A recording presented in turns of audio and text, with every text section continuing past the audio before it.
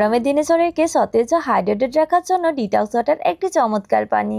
আজকের ভিডিওতে আমি খুব সহজ উপায়ে শসা, গাজর, লেবু, পুদিনা পাতা আর আদা দিয়ে স্বাস্থ্যকর ও রিফ্লেক্সিং ডিটক্স ওয়াটার তৈরি করে দেখিয়েছি।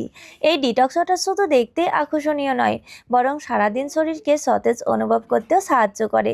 ব্যস্ত জীবনে স্বাস্থ্যকর পানি হিসাবে এটি হতে পারে একটি দারুণ পছন্দ। খুব কম উপকরণে এবং অল্প সময়ে ঘরেই তৈরি করা যায় এই পানিটি। আসসালামু আলাইকুম, আমি পারুল, আমার কিচেনে তোমাদেরকে স্বাগত।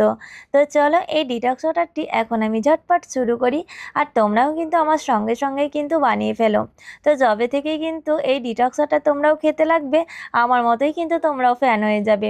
তো চলো কেমনভাবে শুরু করেছি সেটা আমি তোমাদের প্রথমত বলি। প্রথমে আমি এখানে দিয়ে দিচ্ছি 1 বাটি শসা কাটা। তো দেখো আমি শসাগুলোকে কিন্তু গোল গোল করে কেটে নিয়েছি, আর শসার গা থেকে কিন্তু আমি খোসাটা ছাড়াইনি, তোমরা চাইলে ছাড়িয়ে নিতে পারো। তারপরে দিয়ে দিলাম এখানে 1 বাটি গাজর, গাজরেরও কিন্তু আমি খোসা ছাড়াইনি। তারপরে দিয়ে দিলাম একটা পাতি লেবু ছোট ছোট টুকরো করে নিয়েছিলাম। এবার দিয়ে দিচ্ছি এখানে কিছুটা আদা কুচি, তো ছোট ছোট টুকরো করে আমি আদা কেটে নিয়েছিলাম। আর তারপরে দিয়ে দিলাম বেশ খানিক পুদিনা পাতা। এবার যেটা দিতে হবে, এখানে দিয়ে দিতে হবে মিনারেল ওয়াটার। তো এখানে দিয়েছিলাম আমি 2 লিটার মিনারেল ওয়াটার, আর ওয়াটারটাকে কিন্তু আমি ফ্রিজিং করে দিয়েছিলাম। তোমরা কিন্তু প্লেন ওয়াটারটা দেবে না, ফ্রিজিং করার ওয়াটারটাই তোমরা দিবে, একটু ঠান্ডা ঠান্ডা ভাব থাকে, ভালোই লাগে খেতে।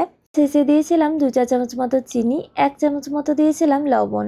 সবগুলোকে খুব ভালো করে মিক্স করে এবার এটাকে রেখে দেব প্রায় 8 ঘন্টা মতো।